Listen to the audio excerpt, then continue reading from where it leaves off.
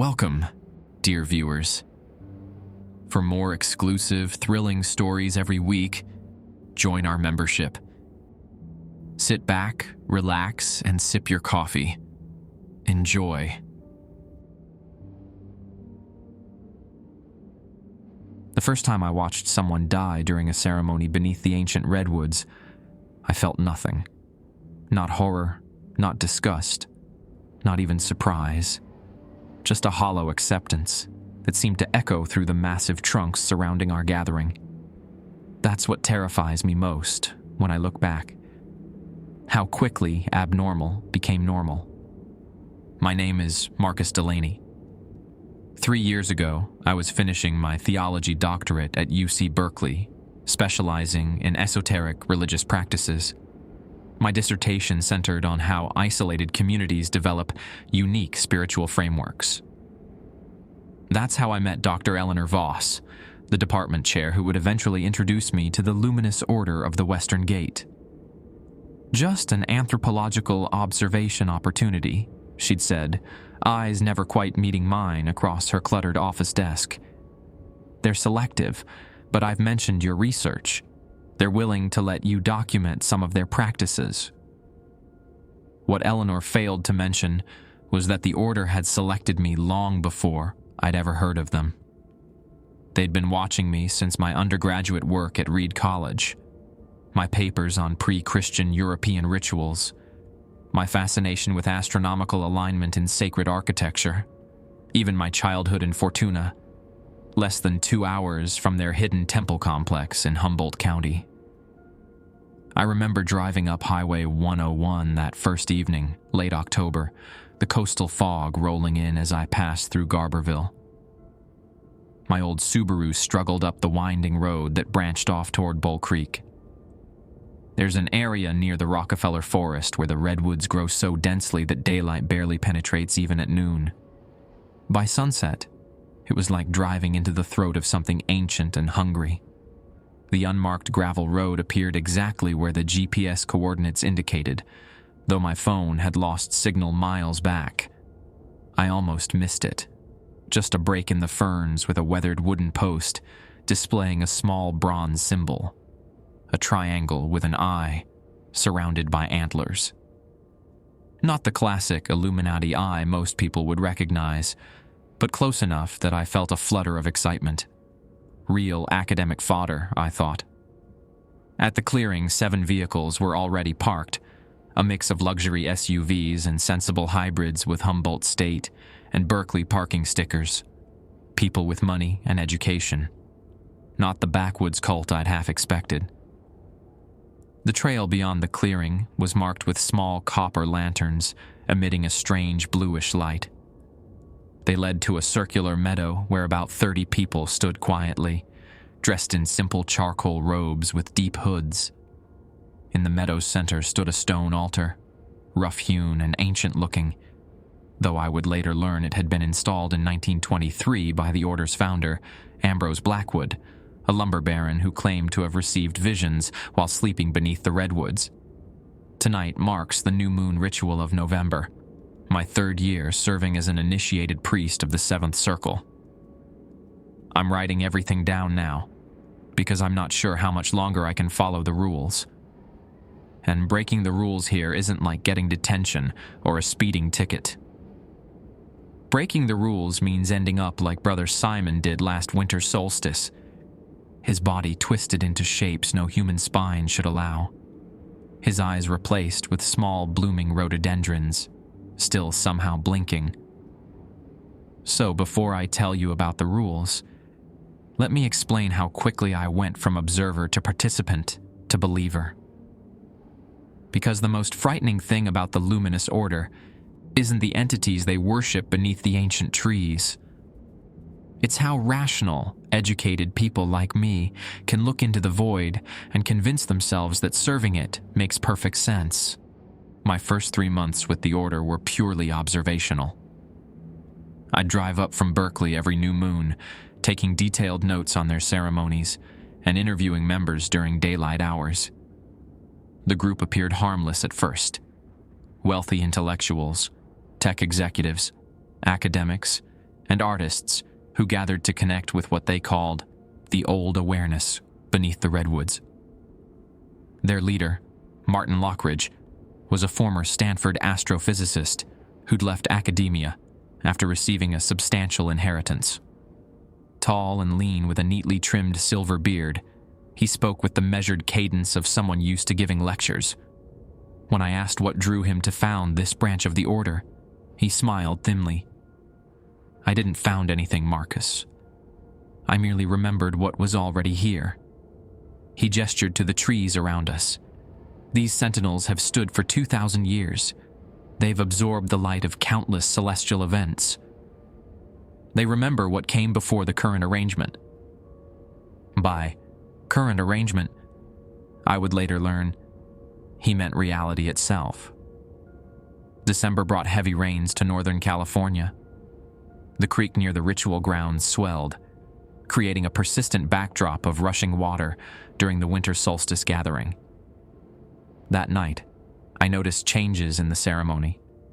Additional symbols carved into the stone altar, participants wearing copper medallions over their hearts, and most significantly, the presence of something else in the clearing. I still struggled to describe it adequately. A density in the air, perhaps, a weight pressing against my eardrums, a sense that the space between trees had somehow folded in on itself, creating pockets where light behaved differently. After the ceremony, Eleanor approached me with an unusual necklace, a small vial containing what appeared to be tree sap suspended in clear liquid. You've shown dedication, Marcus. The council believes you're ready for initiation into the first circle. She placed it around my neck. Wear this during the January gathering. Don't remove it under any circumstances, even if it warms or moves against your skin. I should have asked more questions then. Should have noticed how her fingers trembled slightly as she secured the clasp. Instead, I felt a flush of academic pride, gaining insider access few researchers would ever achieve. The January ceremony changed everything. I arrived wearing the vial, which had begun emitting a faint amber glow as I approached the ritual grounds. The moment I stepped into the clearing, a splitting headache struck me. I saw the gathered members through a haze of pain, their forms stretching and contracting as if viewed through warped glass. Martin approached, placing his hands on my shoulders. The first barrier is always painful. Your mind resists seeing beyond its conditioning. Breathe through it. What followed was either a hallucination or my first glimpse behind what the Order calls the veil of mundane perception. The Redwoods appeared to breathe, their massive trunks expanding and contracting in slow rhythm. Between them moved shadow forms, neither human nor animal, flowing like dark water between the trees. Above, the stars shifted into configurations I had never seen in any astronomy textbook. When I regained normal awareness, I was kneeling before the stone altar, my hands pressed against carvings I couldn't recall seeing before, spiraling patterns that seemed to move under my fingertips. The other members stood around me in a perfect circle, their hoods now drawn back. Martin handed me a leather-bound book, its cover unmarked except for the antlered eye symbol stamped in copper. "These are the preliminary observances," he said. "Study them carefully. Your continued presence among us depends on your adherence." That night in my cabin, a small structure the Order maintained for visiting members, I read the book by lamplight. The first page contained a warning. The rules herein serve dual purpose: to protect the initiate and to maintain the integrity of the threshold. Violation invites correction from forces beyond mortal authority. The Luminous Order disclaims responsibility for consequences of willful non-compliance. The preliminary rules seemed straightforward, if odd. Never enter the ritual grounds except during designated ceremonies or with explicit council permission.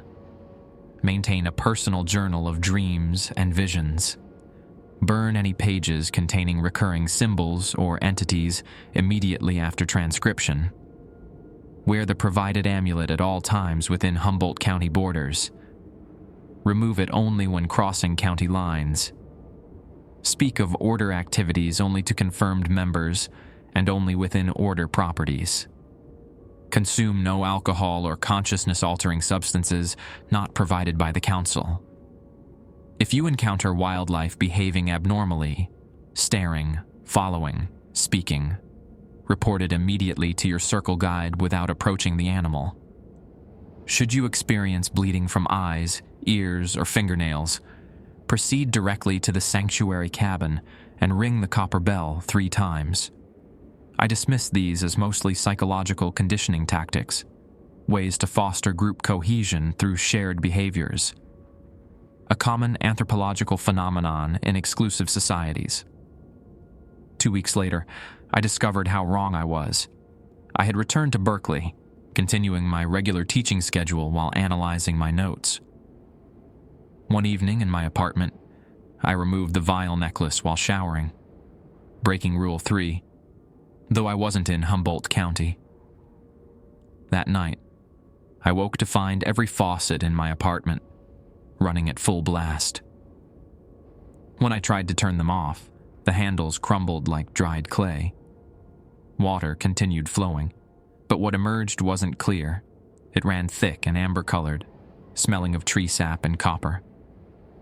My phone lit up with a text from a number I didn't recognize. Replace the talisman. Stand in salt. Recite the first warding. I hadn't yet learned any wardings. The amber liquid rose quickly around my ankles. Within it, I glimpsed movement. Tiny, spiraling forms similar to the patterns on the altar stone. In panic, I grabbed the vial necklace, placed it around my neck, and ran outside. The moment I crossed my apartment threshold, the running water stopped. When I cautiously returned, all was normal. Faucets intact, floors dry. The next morning, Eleanor called. "You've experienced your first reminder," she said without preamble. "The rules aren't suggestions, Marcus. You'll need to decide if you're truly committed to this path." I was terrified. I was fascinated. I was hooked. "When can I learn the first warding?" I asked. She sighed, relieved. "Full moon. Come back to the grove." And so my real education began. By spring, I had abandoned any pretense that my involvement with the order was purely academic. I took a sabbatical from Berkeley, citing field research needs, and moved into a small cabin near Miranda, just 20 minutes from the ritual grounds. The locals knew me as another academic writing about redwood ecosystems. Humboldt County was full of researchers, environmentalists, and the occasional eccentric recluse. I blended in perfectly. Eleanor became my circle guide, teaching me the first warding, a sequence of gestures paired with phrases in a language that hurt my throat to pronounce. The words felt slippery, as if they were trying to crawl back down my esophagus rather than be spoken aloud.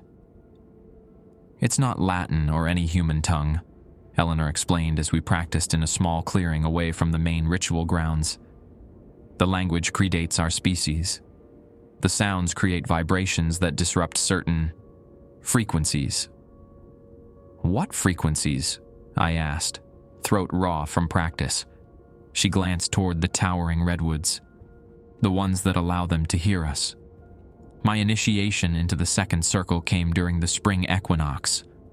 The ceremony required me to fast for 3 days beforehand, while drinking only a tea made from local mushrooms and redwood needles. By the time I arrived at the ritual grounds, my perception had already altered. Colors too vivid, sounds carrying emotional weight, the boundary between my skin and the air around me uncertain. Martin and the Council of Seven stood at the cardinal points around the altar. Each wore robes of different colors now. Martin in deep blue with silver embroidery, the others in green, amber, crimson, white, violet, and a black, so deep it seemed to swallow light. "The second circle brings responsibilities," Martin announced as I knelt before the altar. "You will serve as a listener during new moon gatherings." A woman in the amber robe, Dr. Amara Singh, a renowned biochemist I'd met during previous ceremonies, placed a copper bowl on the altar. Inside was a cloudy liquid that moved with an almost sentient swirl. "The essence of awareness," she explained, "derived from the oldest living trees in this grove. It allows temporary communion." I hesitated only briefly before drinking. The liquid tasted of earth and iron, with an underlying bitterness that made my jaw ache. Moments later, my hearing transformed. I could detect the minute crackling of sap in the surrounding trees, the distant heartbeats of sleeping birds, the whispered conversations of insects beneath the soil, and something else, something vast and patient moving through it all, like blood through veins. "Listen," Martin instructed, his voice somehow both a whisper and overwhelmingly loud. "Listen to what speaks between worlds." What I heard that night fundamentally altered my understanding of reality. Voices that seemed to emanate from the spaces between atoms, speaking of cosmic cycles, of openings between dimensions, of an approaching alignment that would thin the boundaries between what they called the breathing realm and the dreaming realm. As dawn approached, Martin handed me a new journal bound in bark cloth. "Your duties as listener begin tonight. The rules of your station are inscribed within quotation marks." Back in my cabin, still shaking from the experience, I read my new obligations. During all ceremonies, position yourself at the western point. Listen for voices from the hollow places. Transcribe all utterances precisely, regardless of comprehensibility. Should you hear your own name spoken by the voice in the trees, do not respond. Cover your left ear with soil and your right with ash. Never listen to recorded music through headphones within the forest boundaries. Sound channels must remain unclouded. If you begin hearing the voices outside of ceremonies, create a circle of iron nails around your sleeping area. Place a cup of salt water at the circle's center before sleeping. Should you dream of a red door standing alone among the trees, do not approach it, no matter who calls from beyond. Report such dreams immediately. When transcribing voices, use only the graphite pencils provided. Never ink. Never digital recording. If a transcription begins to change after writing, burn the page and scatter its ashes in running water before sunset. I followed these rules diligently through spring and into summer. The order became my world. My academic colleagues sent occasional emails. Was my research progressing? When would I return to teaching? I responded with vague updates, promising a groundbreaking dissertation that would revolutionize our understanding of modern esoteric practices. If only they knew how literal that promise was. June brought the summer solstice and my first major test as a listener. The ceremony began at sunset, the longest day of the year transitioning to night. Nearly 60 members gathered, the largest assembly I'd seen. Among them were faces I recognized from news articles and academic journals. Tech entrepreneurs, research scientists, a state senator, even a film director known for surrealist horror. The ritual proceeded differently this time. 7 sacrifices were made, not human, but symbolic representations. A clay figure was broken at the altar's foot, wine poured into the soil, a bird's feather burned, a crystal shattered, salt dissolved in water, a book's pages scattered, a copper wire bent until it broke. 7 severances to thin the veil, Martin intoned. As listener, I sat cross-legged at the western point, journal open on my lap. When the final sacrifice completed, a profound silence fell over the gathering, not just an absence of human noise, but a cessation of all sound. No insects chirping, no wind in branches, nothing. Then the voices began. They emerged from between the massive redwood trunks, from underground, from the air itself. Multiple voices speaking simultaneously, some deep and resonant, others high-pitched and frantic. Some spoke recognizable languages, fragments of English, Latin, Mandarin, while others produced sounds no human vocal cords could create. My hand moved across the page almost automatically, creating swirling text and strange symbols that somehow captured the essence of what I heard. The voices spoke of convergences, of stellar alignments, of the opening eye of Alamoth, and children of dust reclaiming their forgotten heritage. Midway through the cacophony, I distinctly heard my name. Marcus Delaney bridges the threshold unwittingly. Remembering Rule 2, I quickly pressed my left hand into the soil and reached for the pouch of ash I kept in my robe pocket, covering my right ear. The moment I did, a sharp pain lanced through my head, followed by a vision. A massive eye opening in the night sky, stars rearranging into a pupil ringed by ancient symbols. After the ceremony, Martin examined my transcriptions with unusual intensity. His finger traced a particular symbol I'd drawn, a spiral intersected by 3 vertical lines. "You've captured the sign of opening," he said quietly, "earlier than expected." Eleanor looked worried. "The timetable's accelerating." "Adjust accordingly," Martin replied. "Prepare him for the 3rd circle. We'll need more listeners when the convergence begins." That night, I dreamed of standing in a grove I recognized from the ritual grounds. Before me stood a red door, ornately carved with symbols, matching those in my transcriptions. It stood alone among the trees, connected to no structure, its frame seemingly embedded in the air itself. From beyond the door, someone called my name in a voice identical to my mother's, which was impossible. She had died when I was 14. "Marcus, honey, I've been waiting so long. Please open the door." My dream self reached for the handle, a sick mixture of hope and dread churning in my stomach. Just before touching it, I remembered Rule 5 and pulled back.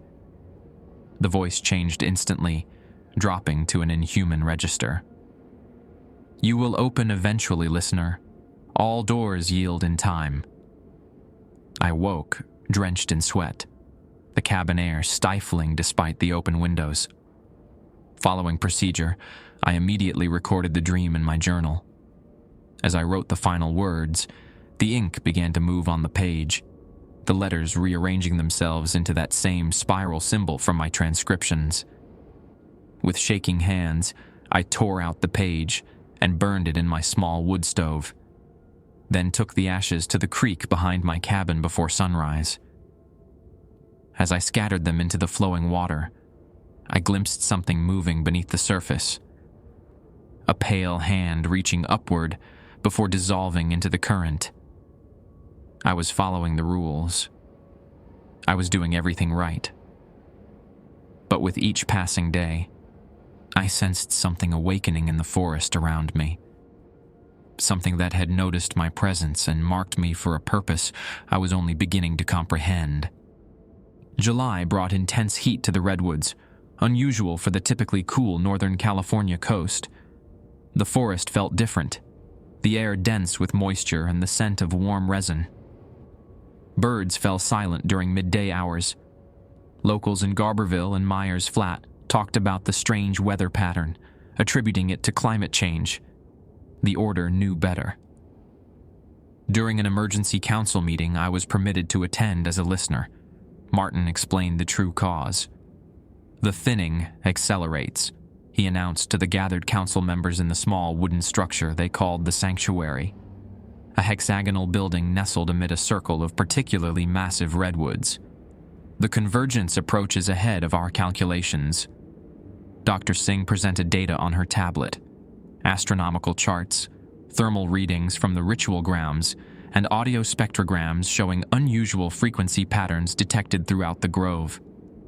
The threshold events have increased threefold since the solstice, she explained. We're recording an average of 17 anomalies daily. Rebecca Chen, the tech entrepreneur who wore the green robes on the council, asked the question everyone seemed reluctant to voice.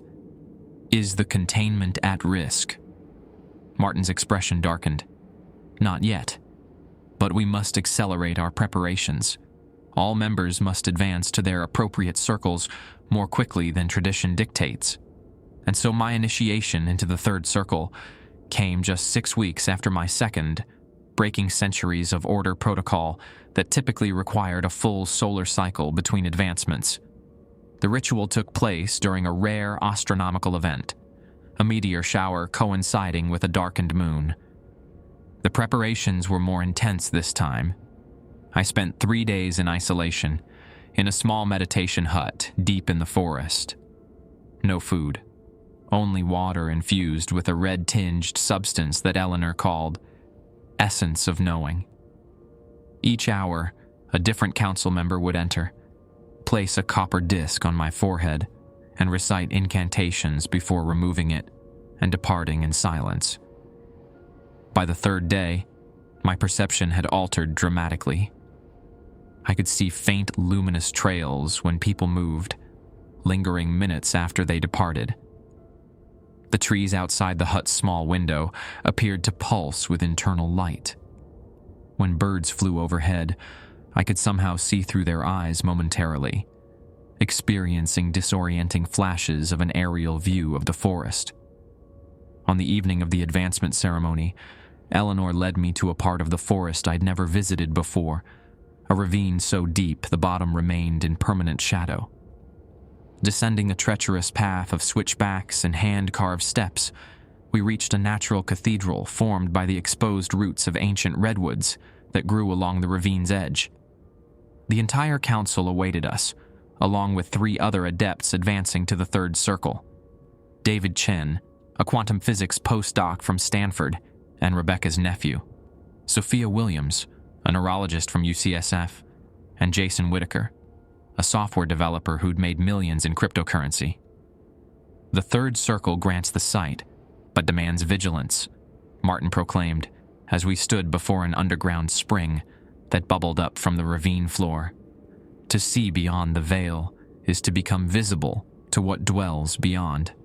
Each council member added something to the spring water, drops from various vials, powders, crushed leaves, and finally, blood from their own fingertips. The water turned opalescent, shimmering with colors I had no names for. Drink and receive the covenant of the third circle, Martin instructed. The liquid burned like acid, then turned icy cold in my stomach. My vision fractured, splitting into multiple perspectives simultaneously. I saw the ravine from above, from below, from inside the trees themselves. I saw my own body from 7 different angles. Most disturbingly, I saw something vast and formless watching us from behind reality. A presence that existed in the negative spaces between objects, its awareness spreading like dark water through the forest. When my normal vision mostly returned, now permanently altered with a faint overlay of those other perspectives, Martin handed me a smooth stone tablet the size of my palm, covered in minute engravings. "Your new obligations," he said. "Memorize them before dawn. The stone dissolves in sunlight." Through my stinging eyes, I read the 7 commandments of the third circle. What you see with the sight must never be spoken aloud. Communicate such visions only through the cipher script you will learn.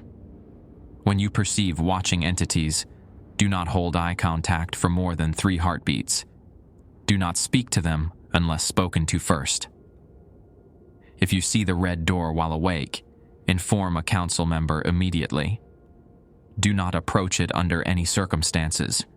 Should you notice a council member behaving contrary to their nature, observe from a distance of no less than 12 feet.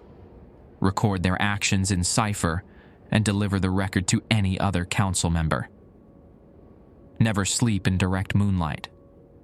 Always maintain a roof or canopy between yourself and the night sky.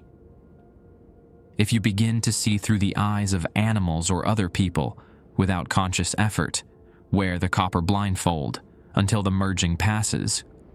Should you witness the sign of opening appear on any surface, wood, stone, water, or flesh, depart from that location immediately and perform the second warding at a safe distance.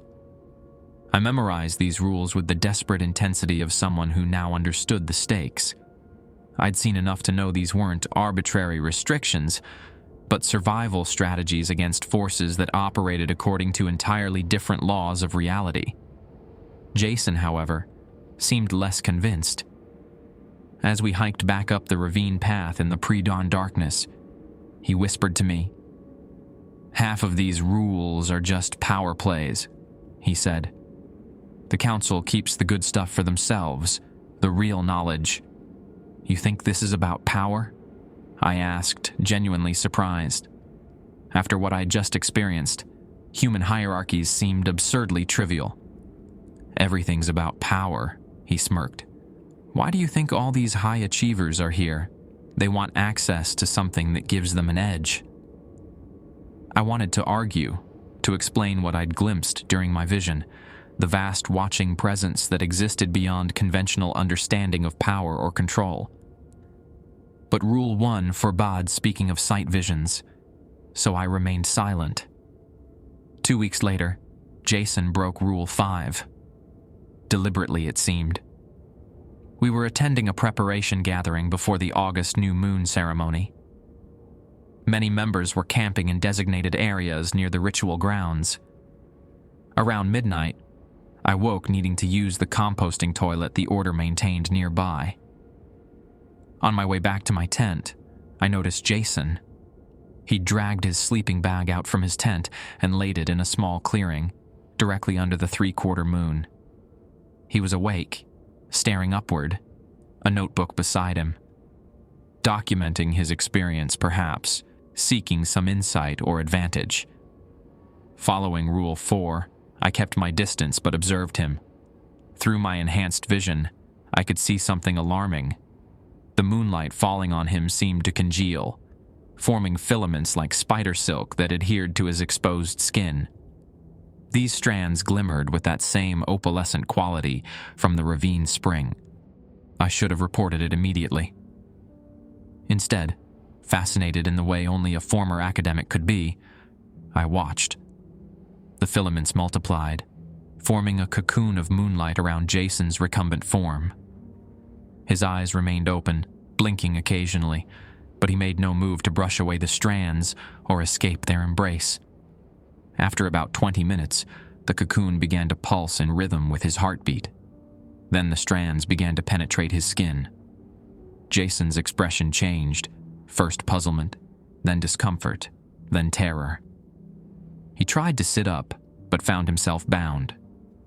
He opened his mouth to call for help, but the filaments had already reached his vocal cords. His scream emerged as a strange harmonic tone that sent birds erupting from nearby trees. Finally breaking from my horrified trance, I ran to find Martin or another council member. I found Eleanor emerging from her cabin, already moving purposefully toward Jason's location. "You saw?" she asked. I nodded, unable to form words. "Rule 5 exists for a reason," she said grimly. "The moonlight thins in the month before the convergence. It becomes permeable." By the time we reached Jason, 4 other council members had arrived. They surrounded him, placing copper rods at precise intervals around the cocoon. Martin knelt beside Jason's head, now fully entwined in luminous strands, and spoke directly into his ear.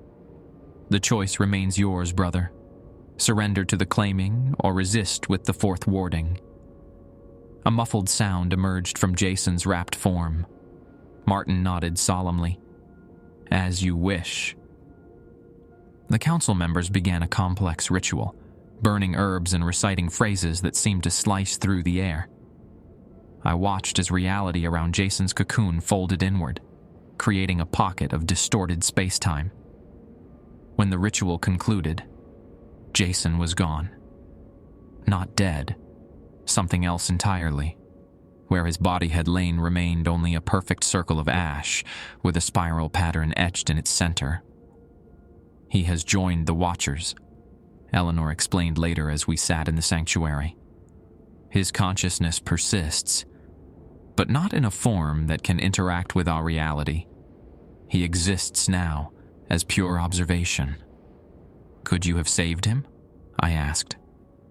"Had he chosen resistance through the fourth warding?" "Yes." But he was curious about what lay beyond. That curiosity overcame his fear.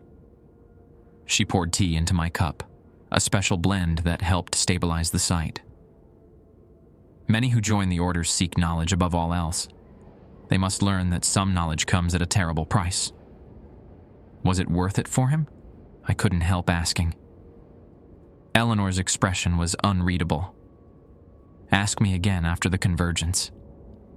If we survive, perhaps we'll gain the ability to communicate with the Watchers."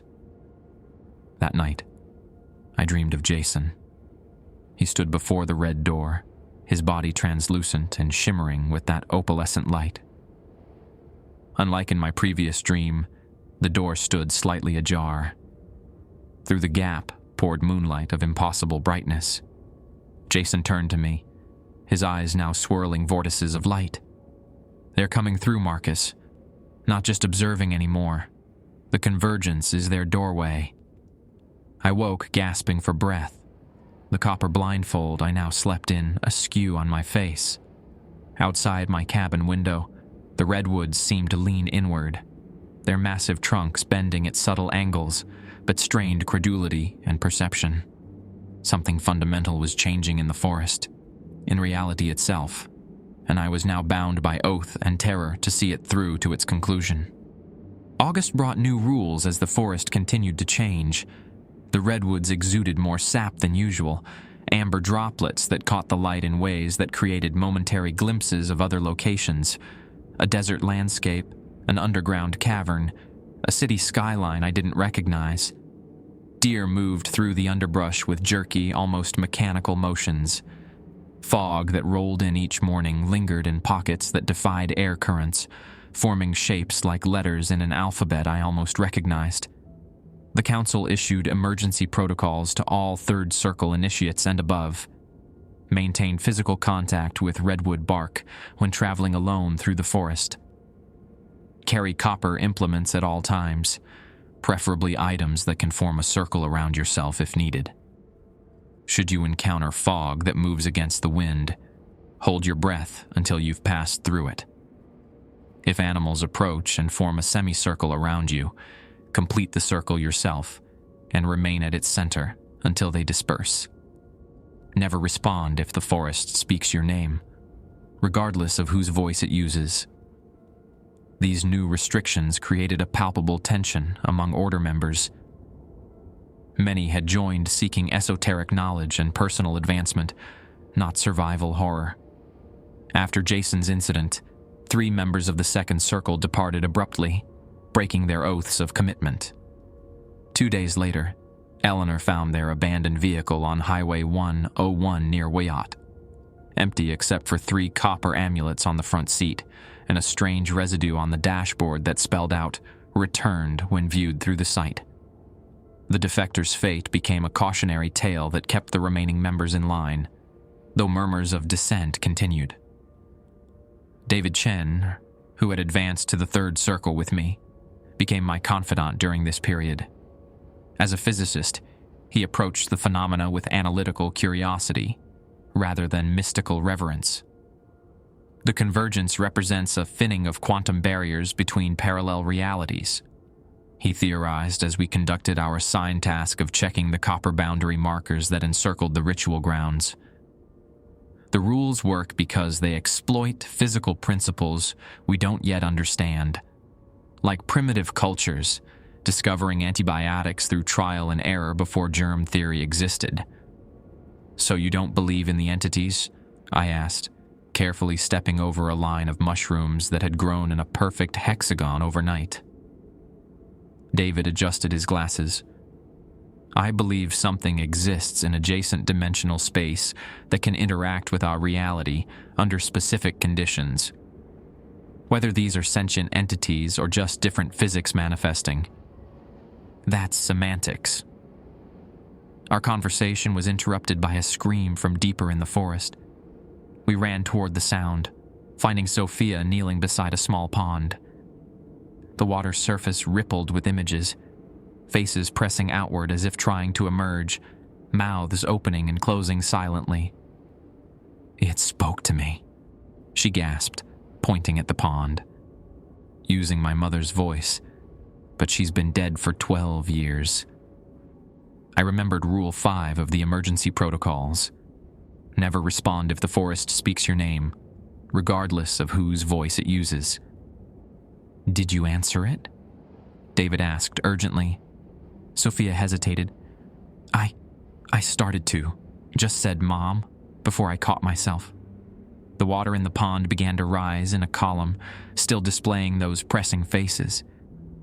David reacted instantly, pulling copper dowsing rods from his pack and placing them in a circle around us. The second warding, he told Sophia.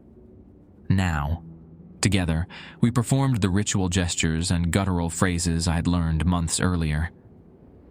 The water column shuddered, faces contorting in silent screams, then collapsed back into the pond. The surface froze instantly despite the summer heat, a layer of ice forming that displayed that now familiar spiral symbol. We reported the incident to the council immediately. Martin ordered the pond drained and the ground salted. Another threshold point forming, he muttered. They're multiplying faster than we can contain them. That evening, the council summoned all Third Circle members to the sanctuary. Martin looked haggard, his silver beard untrimmed, dark circles under his eyes. The approaching convergence necessitates accelerated advancement, he announced. All of you will enter the Fourth Circle tonight, without the traditional preparation period. Dr. Singh stepped forward. The Fourth Circle grants the voice, the ability to speak to what exists beyond the veil. Her tone held warning rather than celebration. This gift comes with great risk. The voice creates direct connection. What you speak to can speak back and can find you. My stomach nodded. I thought of Jason, now existing as pure observation among the Watchers. What would happen to those who could speak to such entities? The advancement ritual was rushed and brutal. No isolation period, no gradual preparation. The 7 of us knelt before the council as they painted symbolic patterns on our throats, using a crimson substance that burned like acid. We drank a bitter black liquid that numbed our tongues, then breathed vapors from smoldering herbs that made the air shimmer around us. When I tried to speak afterward, my voice emerged with a faint echo, as if each word repeated into infinite distance before returning. The forest seemed to lean closer whenever I spoke, trees bending subtly inward to catch the sound. Martin handed each of us a small silver whistle. Your emergency silencer. If your voice begins drawing unwanted attention, blow the whistle and remain silent for 12 hours afterward. The new rules came not on stone or paper, but directly into our minds as burning sensations behind our eyes. Speak to no entity without first establishing a copper boundary. Never use the voice to call anything toward you. Only send away. Don't speak aloud while dreaming. Bind your mouth with silver thread when sleeping. Should you feel compelled to speak words you don't understand, blow the whistle immediately. Never teach the voice techniques to anyone, including other order members. If you hear multiple voices emerge when you speak, separate your consciousness using the 5th warding until a single voice returns. Should your voice begin attracting animals or insects, submerge your head in running water until they disperse. That night, I couldn't sleep. The weight of advancement pressed on me like a physical burden. I'd never sought this power or responsibility. I'd come as a researcher, an observer. Now I was a participant in something that threatened reality itself. Around 3 a.m., I left my cabin, needing fresh air. The forest felt alive in a way that transcended metaphor. It was literally conscious, aware of my presence. The spaces between trees seemed to watch me. The ground appeared to shift subtly beneath my feet, adjusting to my steps. I reached a small clearing and sat on a fallen log, forgetting momentarily that I should maintain contact with living redwood bark as per the emergency protocols. As soon as I realized my error, I felt it. A change in the air pressure, a listening presence. Marcus. The voice came from everywhere and nowhere, a soft feminine whisper that sounded eerily like Eleanor. But I knew the rules. I remained silent, reaching for my pocket where I kept a coil of thin copper wire. Marcus Delaney, we've been patient. The voice changed, becoming multiple voices speaking in perfect unison. Man, woman, child, and something else that scraped against my eardrums. I began forming the copper wire into a circle around myself, my hands trembling. The voices continued. You document but do not understand. You follow arbitrary limitations set by those who delay the inevitable. The clearing darkened as if clouds had covered the moon, but looking up, I saw the sky was clear. The darkness emanated from the spaces between trees, negative light flowing like liquid. The convergence comes with or without human participation. The order merely negotiates terms of surrender. I completed the copper circle and began the second warding. My new voice, giving the guttural syllables a resonance that vibrated through the clearing. The darkness receded slightly. Ask Martin what happened to Ambrose Blackwood. The voices said, now fading. Ask what sacrifice begins the convergence. I finished the warding ritual, and the forest returned to normal, or what passed for normal these days. Heart pounding, I gathered my copper wire and hurried back toward my cabin. As I approached, I saw Eleanor waiting on my porch, her expression grim. You spoke to them, she said, not a question. I performed the warding, I replied defensively. I followed protocol. You left your cabin without maintaining bark contact. You sat on dead wood. Her voice was flat, disappointed. Every rule exists for a reason, Marcus. The voices mentioned Ambrose Blackwood, I said, and a sacrifice.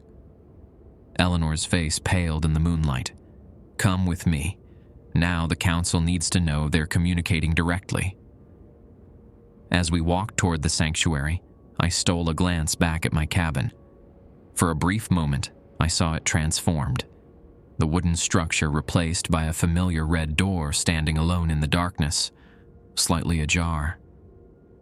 I blinked, and my cabin returned to normal. But the message was clear. The boundaries were thinning, and the rules might not be enough to protect us anymore. The sanctuary hummed with urgent activity when Eleanor and I arrived. Council members moved with purpose, gathering ancient texts and digital equipment alike. Rebecca Chem supervised 2 assistants who mounted copper plates over each window. Dr. Singh mixed substances in glass beakers, the liquids shifting colors in ways that defied chemistry. Martin stood at the center of the hexagonal room, studying the holographic display projected from a device that looked centuries ahead of current technology. It showed the forest from above, with glowing points marking what I assumed were threshold locations. The points had multiplied since I'd last seen such a map, now numbering in the dozens. Marcus encountered voices in the western quadrant, Eleanor announced. They mentioned Ambrose specifically, and the sacrifice. The room fell silent. Martin's face tightened as he looked at me. Tell us exactly what was said, word for word.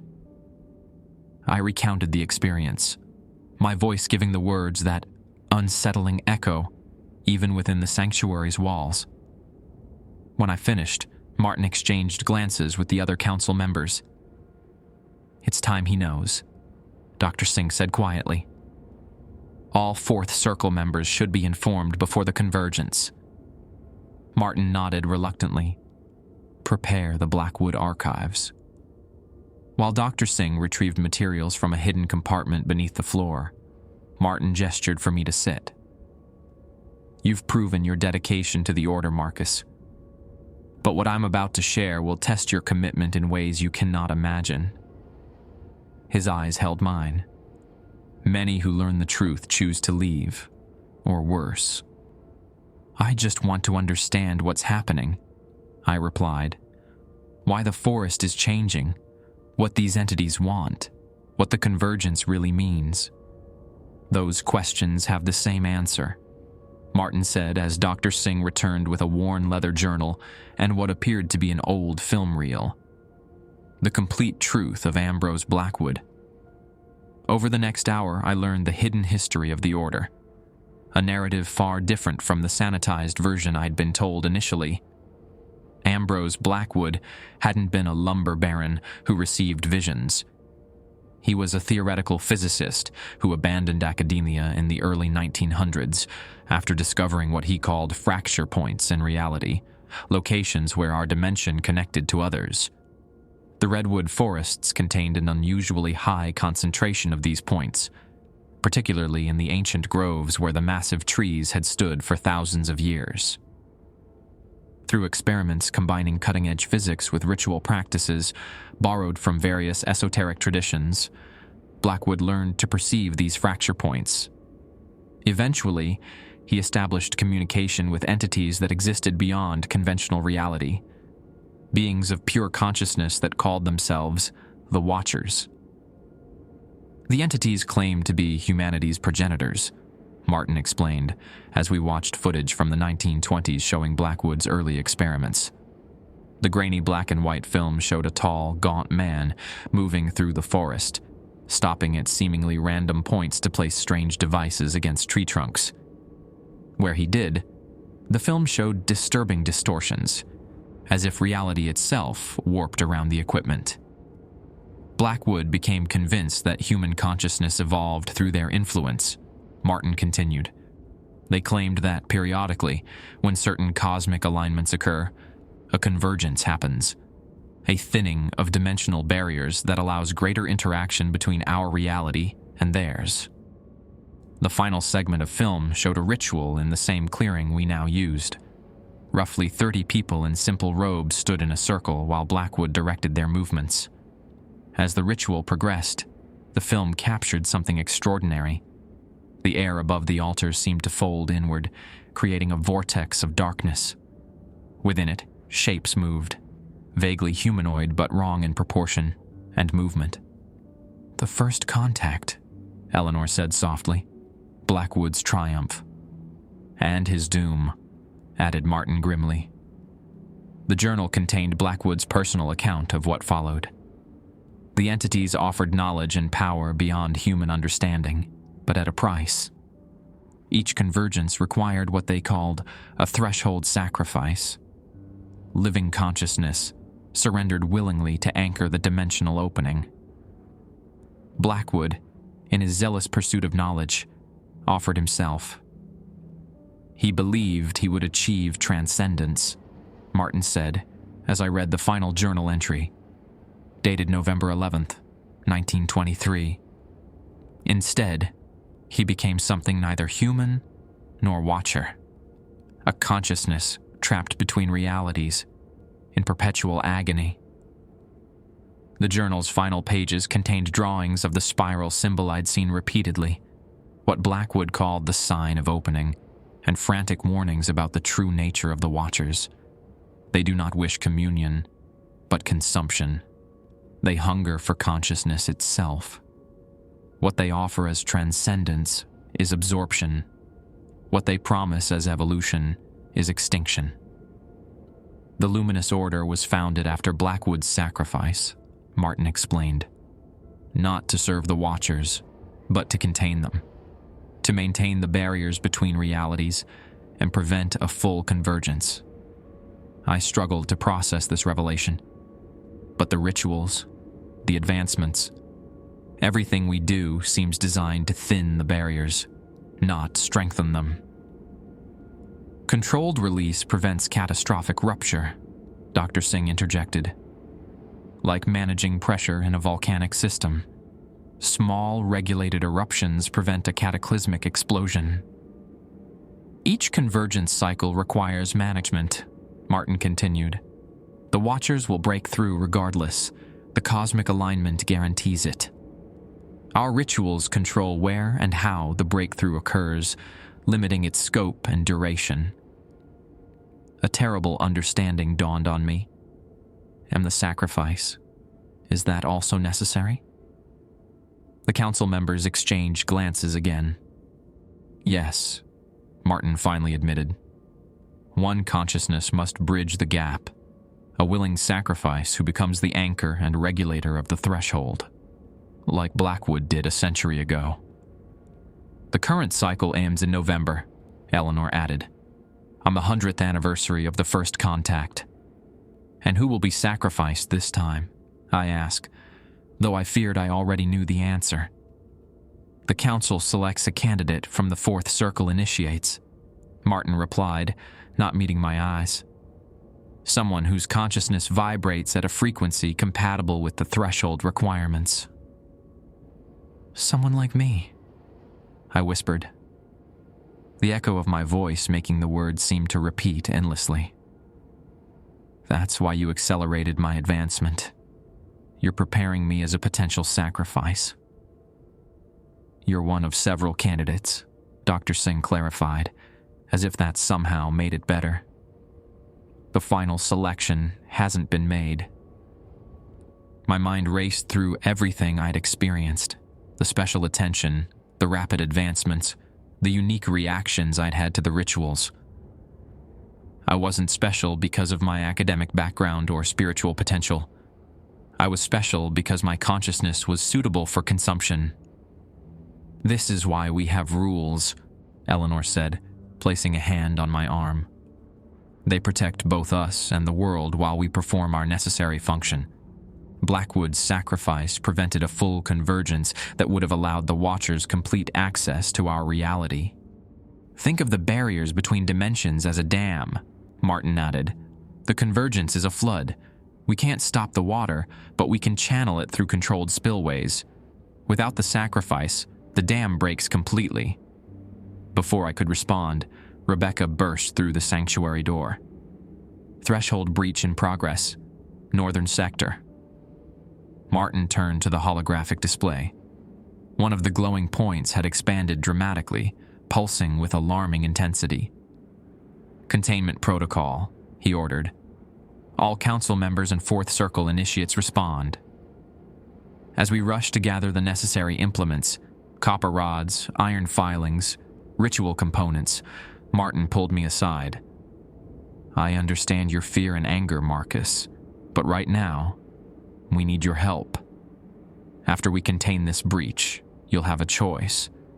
Remain with us and accept whatever duty the order requires, or leave with your knowledge and memories intact. You'd let me leave? Even knowing what I know? I asked incredulously. Free will is sacred to our cause.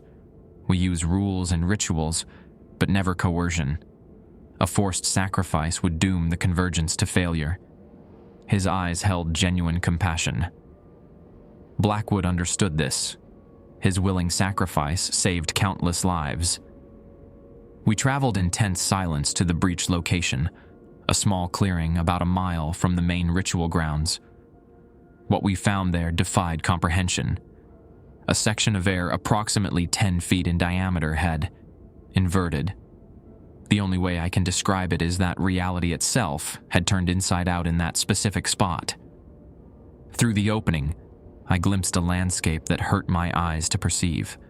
Structures of impossible architecture, entities moving in patterns that violated physics. colors that seemed to scream rather than shine. 4 second circle members lay unconscious around the anomaly, apparently having discovered the breach and been overwhelmed. Dr. Singh checked their vitals while the rest of us quickly established a copper boundary. Using our voice in careful unison, the 4th circle initiates began the 3rd warding, while council members reinforced our efforts with more advanced techniques. The inverted section of reality resisted, the opening actually growing larger for several terrifying minutes before our combined efforts began to affect it. As we worked, I noticed something disturbing. The unconscious order members on the ground were changing, their bodies elongating slightly, fingers extending, facial features shifting in subtle ways that suggested they were being rewritten by proximity to the breach. Finally, after nearly an hour of continuous effort, the breach collapsed with a sound like thunder that wasn't quite sound at all, more a pressure wave that rippled through consciousness itself. The 4 affected members were quickly stabilized with copper brackets placed around their wrists and necks, though their altered appearance remained. "They'll need specialized treatment," Dr. Singh said grimly. "Quantum recalibration to restore their original pattern."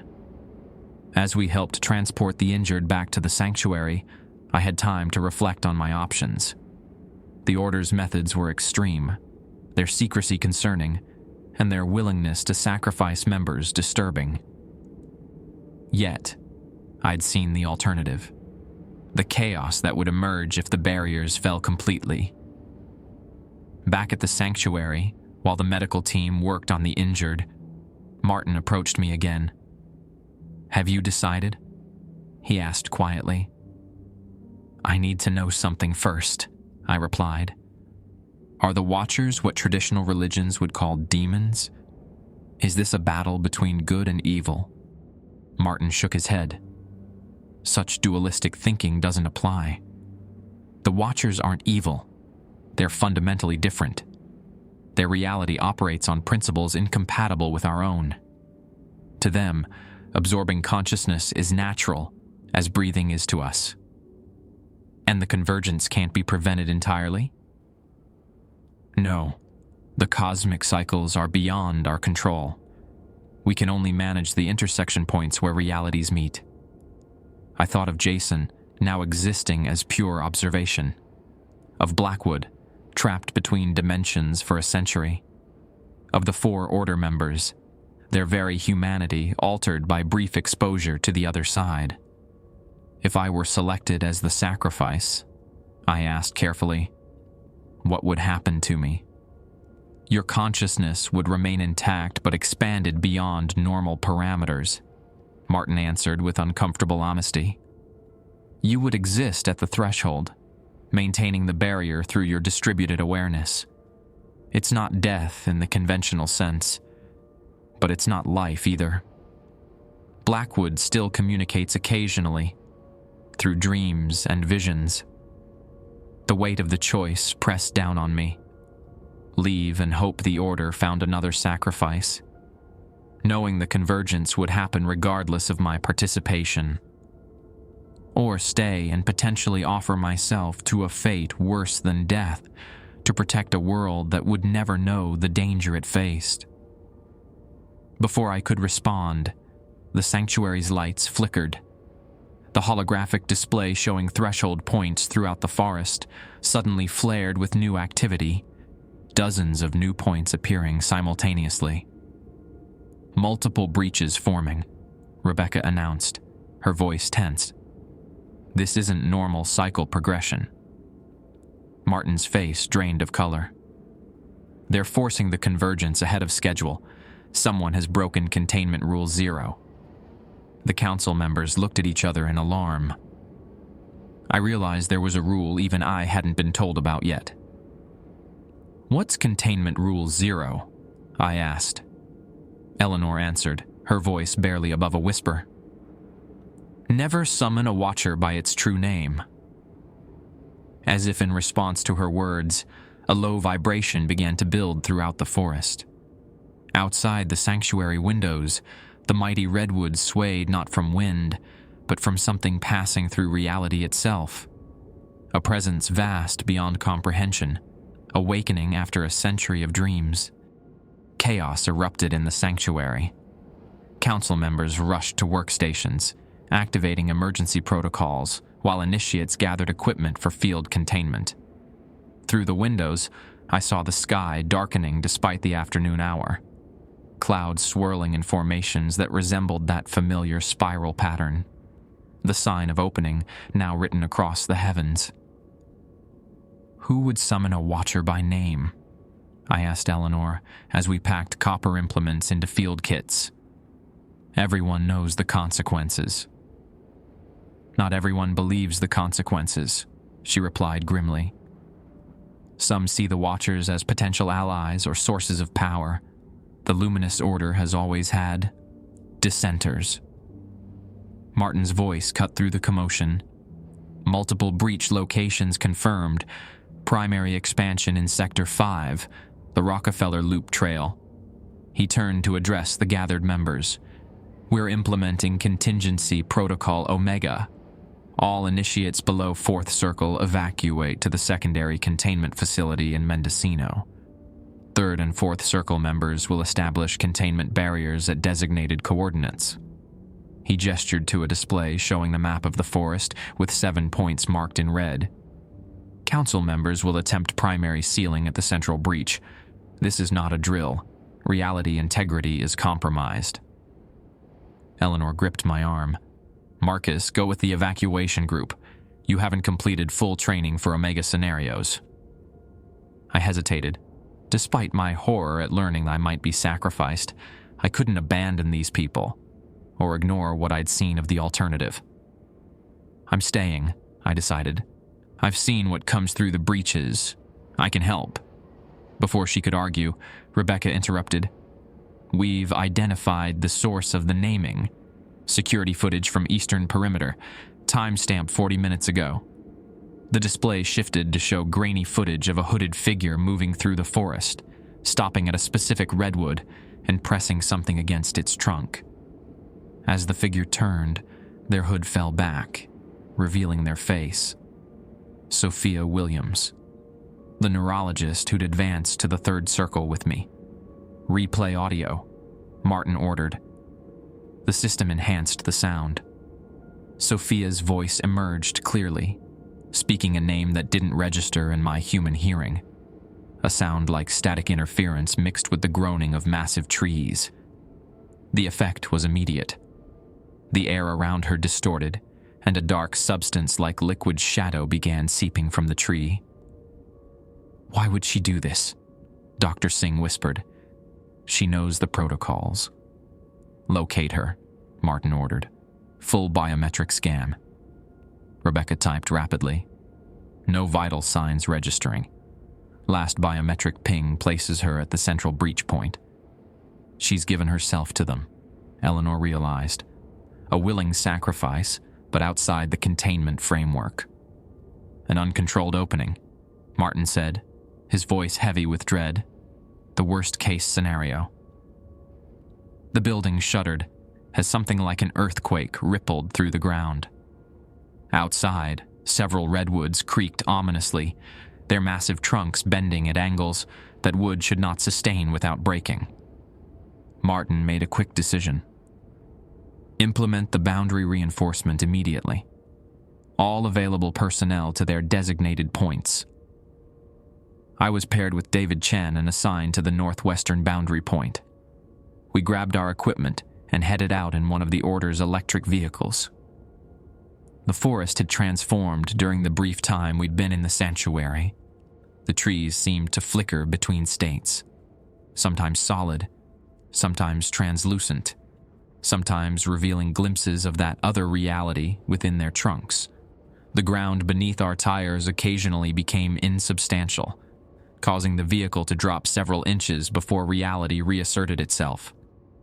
She was asking questions about the Watchers for weeks, David said as we navigated the increasingly treacherous road, about whether they might be misunderstood, whether the Order had misinterpreted their intentions. You think she believed she could communicate with them? Negotiate? I asked. Worse. I think she believed their promises. He swerved to avoid a section of road that had begun to ripple like water. The Watchers can be persuasive. They offer knowledge, power, transcendence. They just don't mention the price. We reached our designated coordinates, a small clearing with an ancient redwood at its center, its trunk wider than my cabin. Following protocol, we quickly established a copper boundary, driving rods into the ground at precise intervals and connecting them with wire.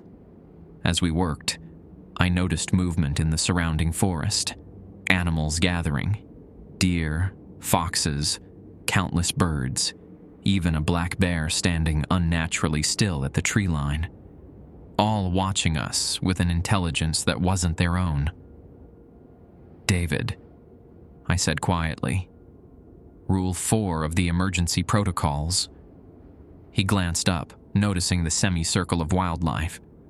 Without a word, we moved to stand back to back, completing the circle with our bodies.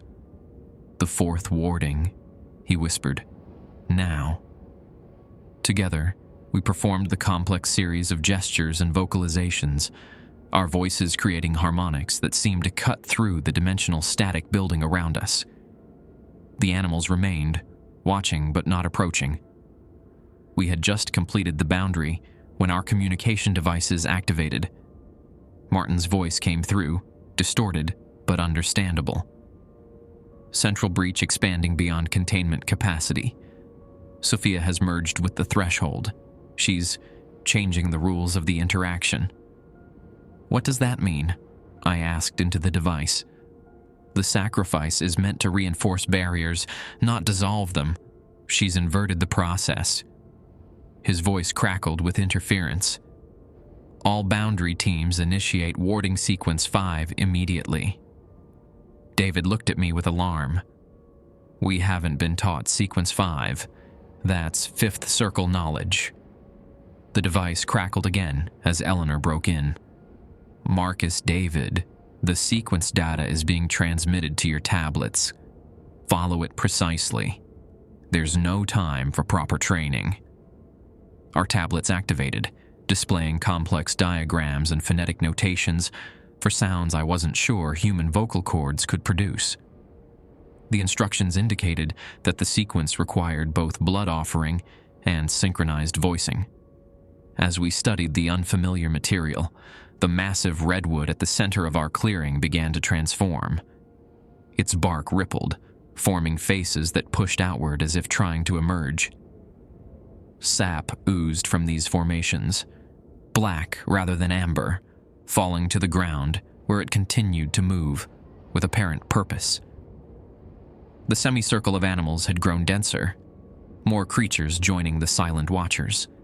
Their eyes reflected light that had no source in our reality. "We need to hurry," David said, already using his ritual knife to make a shallow cut across his palm. I did the same, wincing at the pain. Following the instructions, we pressed our bleeding hands against the copper boundary rods, then began the complex vocalization. The words burned my throat, each syllable feeling like swallowing broken glass. My vision, gained in the third circle, showed waves of energy emanating from our boundary, pushing back against a tide of otherworldly force. Halfway through the sequence, David suddenly stopped, clutching his throat. Blood seeped between his fingers as he tried to continue the chant. I kept going, desperately trying to maintain the warding alone, but the energy pattern faltered. The redwood's transformation accelerated. The trunk split open like a doorway, revealing not the expected interior of a tree, but a vast space filled with twisting geometries and flowing darkness. Within that darkness, forms moved, elongated silhouettes that bore vague resemblance to human shape, but stretched and folded in ways that defied anatomy. David collapsed, blood now flowing from his eyes and ears as well. The tablet displayed the final sequence, but I couldn't complete it alone. In desperation, I activated the communication device. Boundary 7 compromised. David is down. I can't complete the warding. Only static responded. We were cut off. The darkness from the tree doorway began flowing outward, forming tendrils that probed the copper boundary. Where they touched the metal, it corroded instantly, turning to dust. I made a desperate decision. Remembering what I'd learned about the voice, I abandoned the formal warding sequence and instead spoke directly to the darkness, using my enhanced vocal abilities to project my consciousness toward the breach. I offer negotiation, by the right of potential sacrifice. The darkness paused. The tendrils withdrew slightly. From within the doorway, a voice responded, not in sound, but directly in my mind. Marcus Delaney, listener, speaker, potential bridge. The voice felt vast, ancient, curious in the way a scientist might be curious about bacteria in a petri dish. Your order constrains. The female opener has shown another path. Barriers dissolve. Convergence accelerates. Sophia misunderstands. I projected, hoping my voice carried the meaning clearly. Uncontrolled convergence destroys both realities. Balance requires structure. An impression of amusement touched my mind. Your understanding is limited by dimensional constraints. We do not destroy. We absorb. We elevate. The copper boundary continued to disintegrate. David lay motionless on the ground. I was running out of options. Show me, I challenged.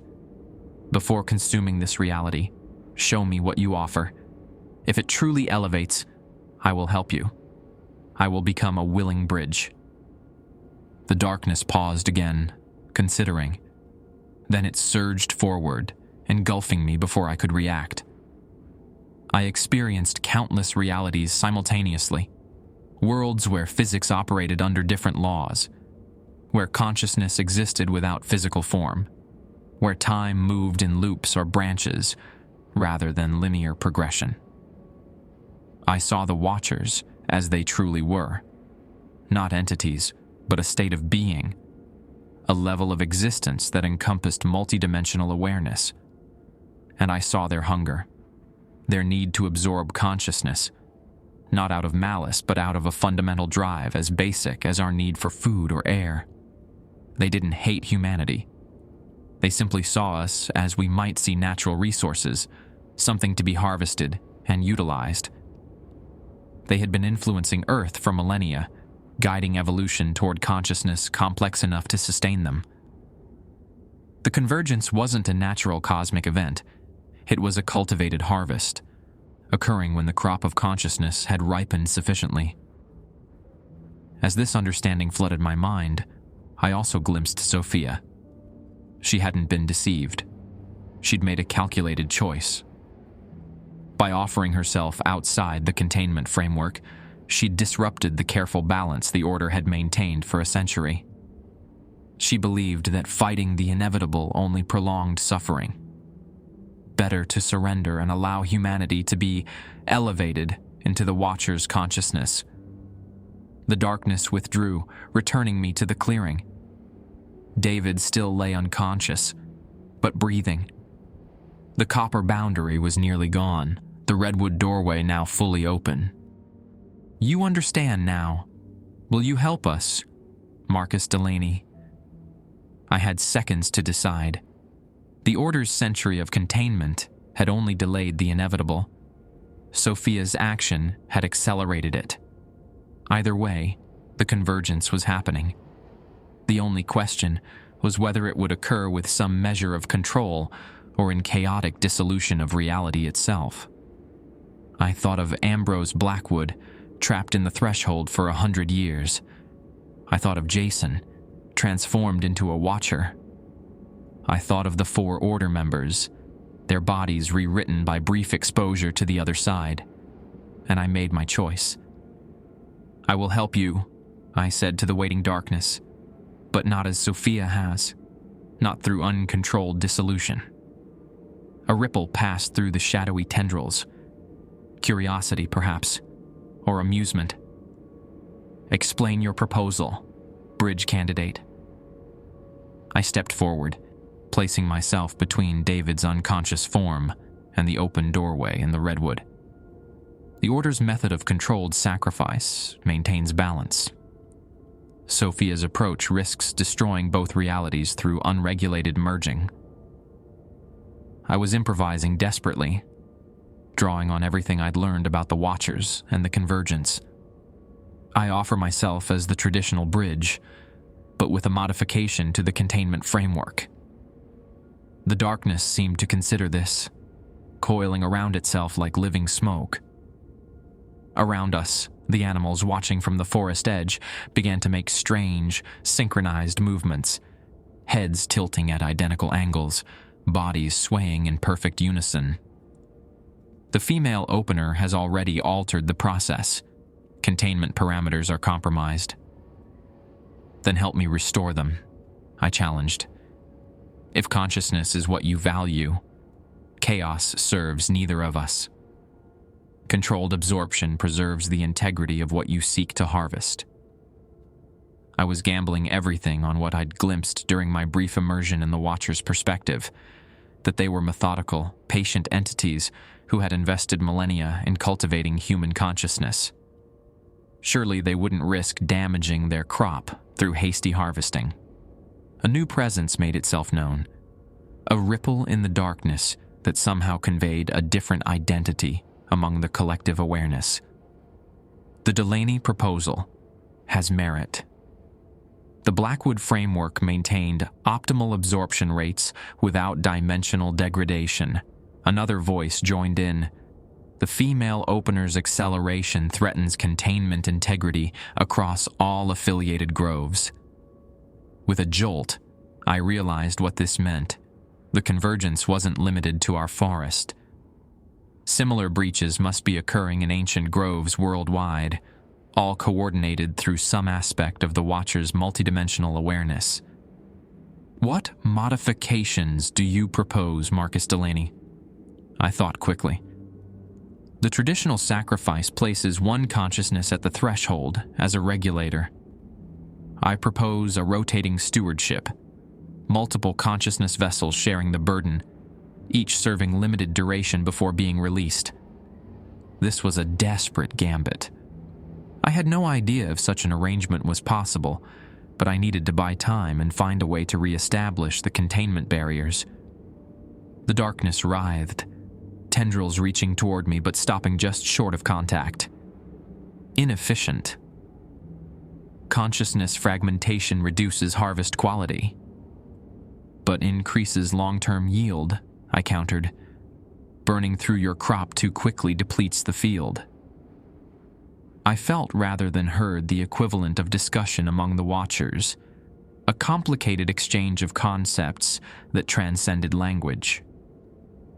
As they deliberated, I carefully reached into my pocket for my copper whistle.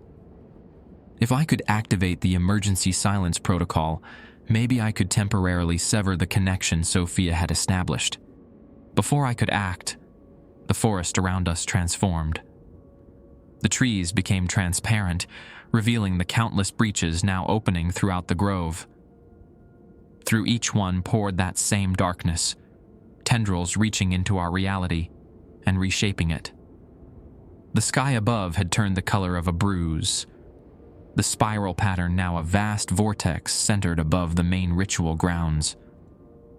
Through this nightmarish landscape, I saw figures running, Order members attempting containment procedures, most failing as the boundaries between dimensions continued to dissolve.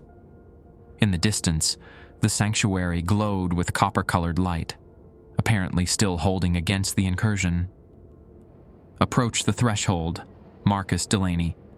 Demonstrate your intent. I hesitated, glancing at David's still form. Whatever I decided would affect not just me, but everyone. Order members, the surrounding communities, potentially the entire world if the convergence continued spreading. Making my decision, I stepped forward to the edge of the redwood doorway. The darkness beyond pulsed with awareness. Countless consciousnesses swirling in patterns too complex for human minds to comprehend.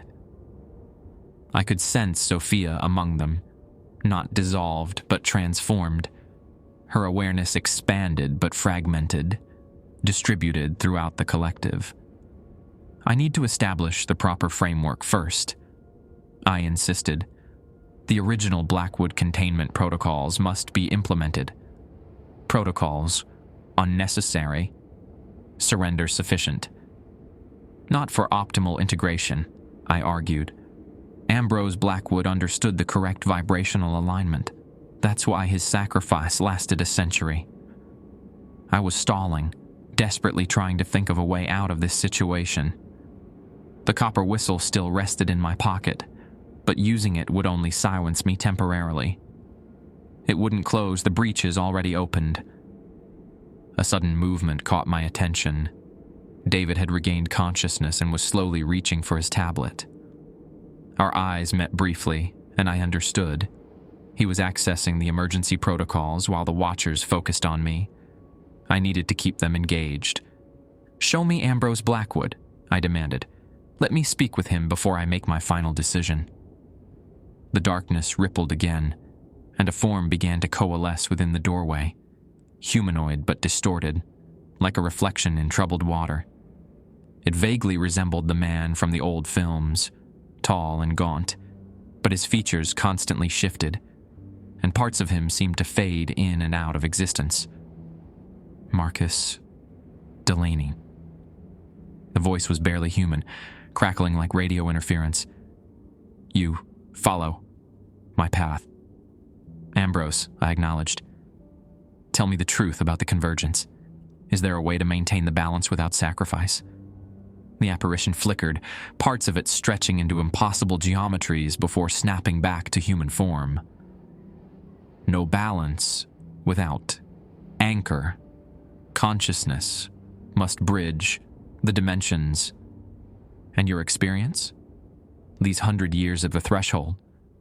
Awareness expanded, pain transcended, time meaningless." His form destabilized further, but not what they promised. Behind me, I could hear David whispering the warding sequence. I needed just a little more time. "What do you mean, Ambrose? What did they promise you?"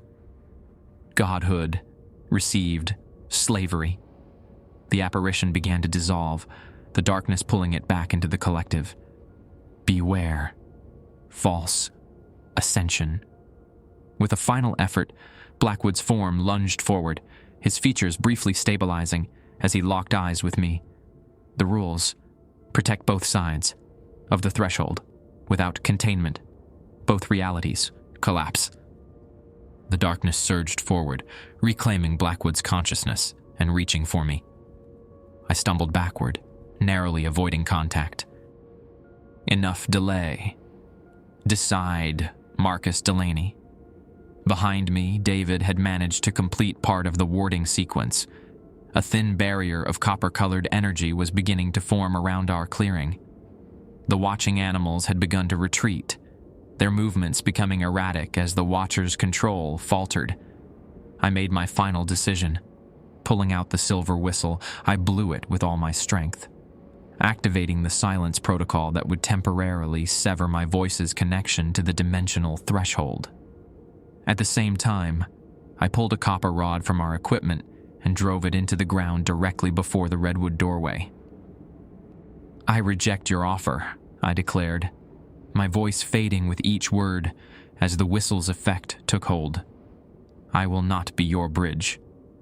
The darkness roiled with what I could only interpret as rage. Tendrils lashed out, but the partial warding David had established deflected them.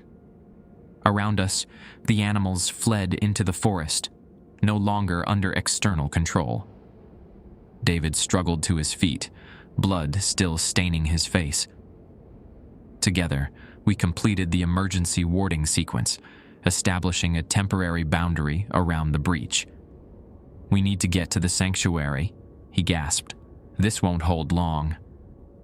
We grabbed our remaining equipment and ran for the vehicle.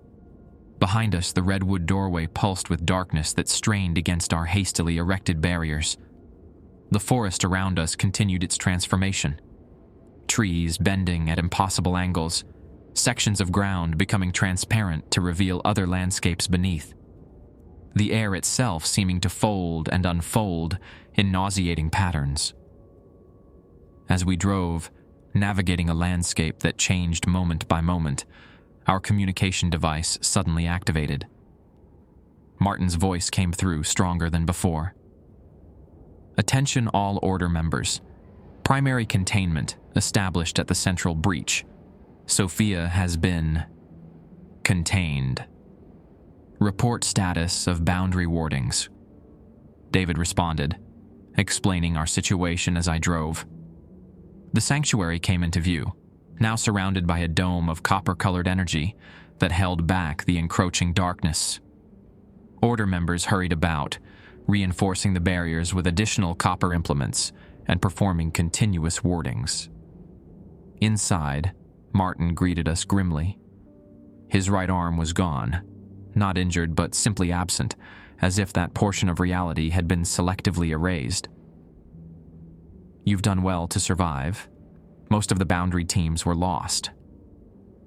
"What happened with Sophia?" I asked, my voice still weak from the whistle's effect. "Dr. Singh managed to integrate her into the traditional containment framework," he explained, leading us to the central chamber where monitors showed the status of breaches throughout the forest. "She didn't understand what she was doing. The Watchers convinced her she was freeing humanity from artificial constraints." On one of the screens, I could see the main ritual grounds. A complex apparatus of copper and other metals surrounded the stone altar. Above it hovered Sophia, or what remained of her. Her body had transformed into a swirling vortex of light and shadow, roughly human-shaped, but constantly shifting. Tubes and wires connected her to the apparatus, channeling energy. "She's the sacrifice now," Eleanor explained, joining us. Her eyes were bloodshot, dark veins visible beneath her skin, but stabilized within the Blackwood framework. The uncontrolled breaches are being reabsorbed into the central threshold point. The monitors confirmed this. Across the forest, the doorways were closing, reality knitting itself back together, though not perfectly. Distortions remained, areas where our dimension had been permanently altered by contact with the other side. "Will it hold?" I asked. "Sophia didn't choose this role willingly, not in the end. It will hold until the convergence completes its cycle," Martin said heavily. "A few more days, then we begin preparations for the next cycle." "And Sophia?" Dr. Singh approached, her hands covered in a substance that wasn't quite blood. "Her consciousness remains partially intact within the threshold framework. She exists now as Blackwood has, a bridge between realities." I thought of Blackwood's warning about false ascension, about slavery disguised as godhood. I thought of the Watchers' patient cultivation of human consciousness for their own sustenance. "There has to be another way," I said. "The Watchers aren't invincible. They need us as much as we fear them." Martin looked at me with tired eyes. "Perhaps. But that's research for the next century of the Order. For now, we've contained the convergence once again. The barriers will hold." Outside, the forest continued its slow return to normal. The sky gradually cleared, the spiral vortex dissipating. But I knew appearances were deceiving. Beneath the surface of reality, fundamental changes had occurred. The boundaries had been permanently weakened. The Watchers had gained ground in this cycle, despite our efforts.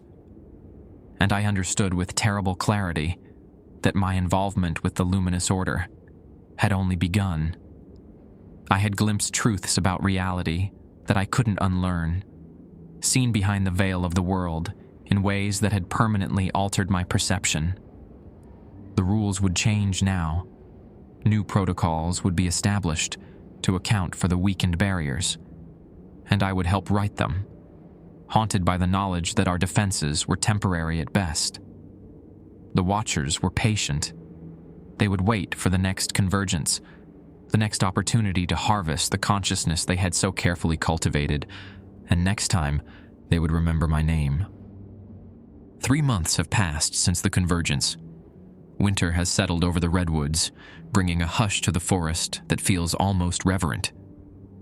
Snow rarely falls this far west in Humboldt County, but this year is different. White blankets the ritual grounds, concealing the scars where reality tore open and partially healed. I've been appointed to the council, filling the vacancy left by Rebecca Chen, who disappeared during the final containment efforts. We found only her copper amulet hanging from a branch near the central breach, the metal twisted into that familiar spiral pattern. The sanctuary has been rebuilt, reinforced with new alloys developed by Dr. Singh that better resist dimensional distortion. The holographic monitoring system now tracks nearly 300 potential threshold points throughout the forest, triple the number from before the premature convergence. Sophia remains at the center of it all. Her transformed consciousness anchors the barriers between realities, her physical form suspended above the altar in a constant state of flux between human and something else. Sometimes her eyes open, and in those moments I can see awareness there. Not suffering exactly, but a vastness that no human mind was meant to contain.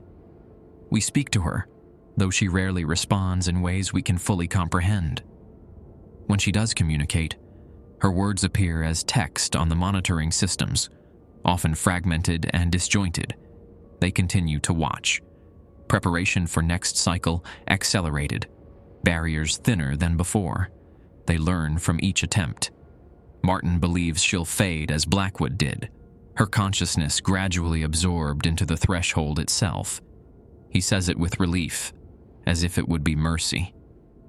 I'm not so sure. The new rules are more stringent, reflecting our deeper understanding of the Watchers and their methods. All Order members must wear copper-infused clothing when within forest boundaries. No one enters the woods alone, regardless of circle level. Dreams must be recorded and submitted for analysis daily. Any recurring symbols trigger immediate isolation and evaluation. The names of the Watchers, even in cipher script, are sealed in the vault beneath the sanctuary, accessible only to full council members during prescribed astronomical alignments. Threshold monitoring occurs in rotating shifts, no longer than 4 hours. Any member experiencing dimensional bleed symptoms is immediately relieved and treated. Contact with Sophia is limited to council members and restricted to new moon cycles when her consciousness is most coherent. All potential bridge candidates, myself included, undergo weekly quantum resonance testing to monitor compatibility with threshold requirements. I enforce these rules with the fervor of someone who has seen the alternative. My academic dissertation remains eternally in progress, a cover that grows thinner each semester, as Berkeley questions my extended absence.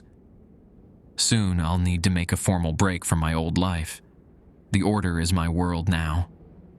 At night, when the forest grows quiet and the monitoring systems hum with data, I sometimes stand at the edge of the ritual grounds and look up at the stars. They seem different now, my enhanced perception revealing patterns and movements invisible to ordinary human sight. I wonder if the Watchers originated there, in the spaces between stars, or if they emerged from dimensions so different from ours that directional concepts like up or out have no meaning. And sometimes, in those quiet moments, I hear whispers, my name spoken in that distinctive resonance that bypasses the ear and vibrates directly in the mind, a reminder that I was considered, evaluated, and marked. I follow the rules. I maintain the barriers. I help prepare for the next convergence. But in my dreams, that red door stands waiting, slightly ajar, revealing glimpses of what lies beyond the threshold. And sometimes, God help me, I want to open it wider,